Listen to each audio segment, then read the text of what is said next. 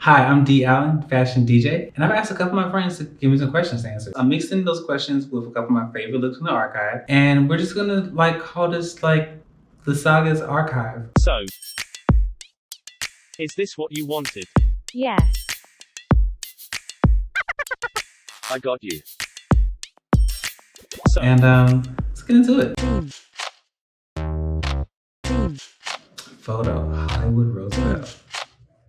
So I went to this event. So it was like a Christmas ball type of moment at the Hollywood Roosevelt. So again, when I was saying about the all white moments, so I did the same thing, basically all white, except this time was more seasonal. So it was all white with the red. I had that beautiful, it was a red velvet vest. Yes, looking at the photo now, in the lighting, the bow tie and the vest didn't really match that well. But in person, it was on point. Fun fact, that vest was really nice. It was very expensive. I purchased it and I wore it for that night, and then I took it back the next day. It happens, okay, look. But it was a great moment. Everyone complimented me on my hair. Again, I had great hair that night. Lose your sight or lose your taste? Ooh. Cause food be good, but I like to see shit. I'm gonna go with lose your taste. Even though losing your taste is also losing your sense of smell because they're connected. But it's okay, because as long as I can see and hear the beautiful things in life, I'm okay. And I'll still be able to have music. So won't be so bad. Date night Centennial Park. So one of the very few dates that I went on, because I don't really date like that, I actually believe that this was probably for 317 now that I think about it. So this was the ensemble that I had, the gray vest. I really like this look though. I'm thinking about bringing the vest back. I don't know, we'll see. So the gray vest underneath it is mine, and then the puffer vest that I have on, that actually was his. And because I have this thing where I always have to wear my men's clothes. It's just a thing that I do, especially if it's nice clothes, because first of all, I don't date anybody that can't dress. So, it was a notable experience for that way. What was your biggest lesson in love during the pandemic? During the pandemic, it's kind of hard to say because I feel like my biggest lesson in love occurred after the pandemic. So I was single during the pandemic. However, I will say that what I learned is that you don't have to be in love with someone for them to teach you how to love. I learned a lot in my various platonic relationships during that period that I feel like it's helped me become an even better person today. I can't wait to apply those skills. As a relationship, think about it as a relationship. Your platonic relationships are relationships too. So, learn from them and apply that into your romance and build intimacy and all that jazz. Okay. Photo, workforce training outfit. So right after I graduated undergrad, I took a semester off right before I went to grad school, and I moved to Atlanta. So while I was in Atlanta, I was searching for employment opportunities. This job training to help you brush up on your resume, get to the skills, all the stuff like that. And I wanted to look nice for it.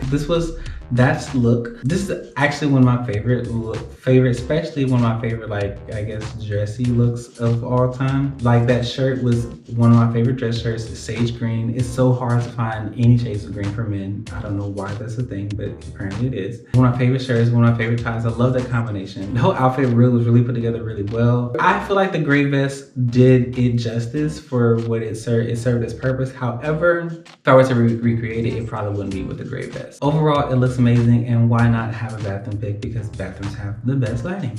We all know this. What is your personal brand of spirituality? How did it develop, and how does it support your growth?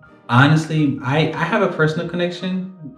However, I don't particularly go too deep into it because everyone's is different. However, for me, it influences how I move. It influences how I make decisions. Having an inner peace and knowing that I'm protected and knowing that there's someone, bigger than all of this that's, putting these pieces together. That I feel like I wouldn't have made it this far in life if I didn't have any sense of spirituality. So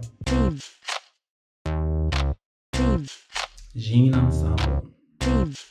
So I have a lot of favorite pictures of myself. I just do. I think I take really great photos sometimes. And denim always reminds me of like childhood, like kindergarten, first grade. I remember when I was younger, there was this jean jacket that I begged my mother to get, and she finally got it for me, and I was just so like, I was in heaven.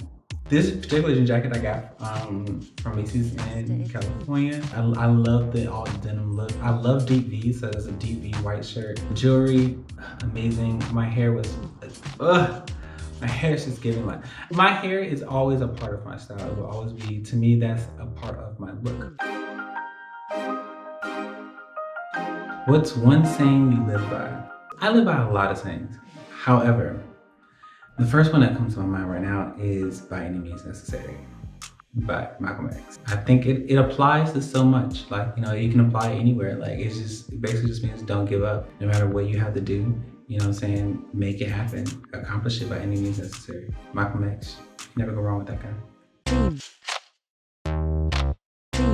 Photo, 919 shirt.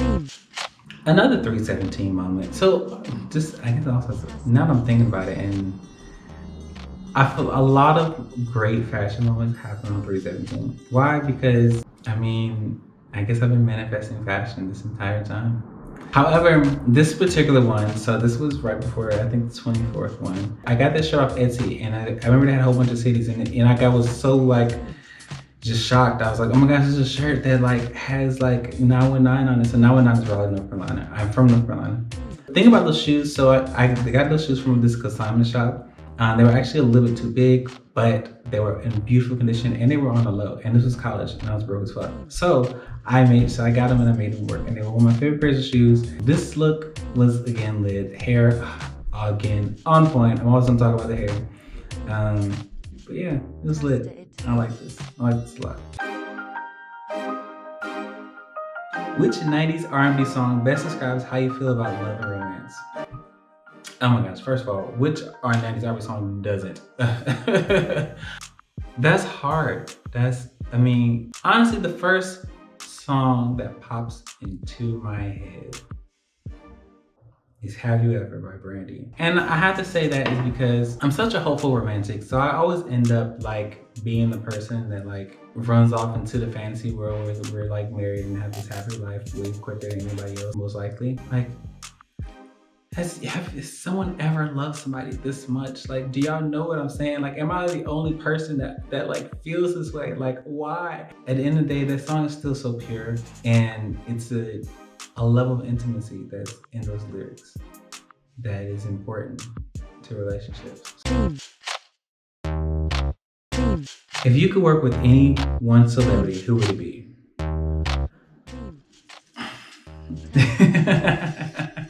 There's actually not many celebrities that I actually would want to work with, but there's a few, and one of the biggest ones is Rihanna. I mean, I just love what she's done with just as a business person. I love what she's created. And I love what she's done for the people. Like, I think she'd be an amazing person to work with and collaborate with. So, give me Rihanna. Holla at me. Got your girl. So, is this what you wanted? Yes. I got you. So, is this what you wanted? Yes. I got you.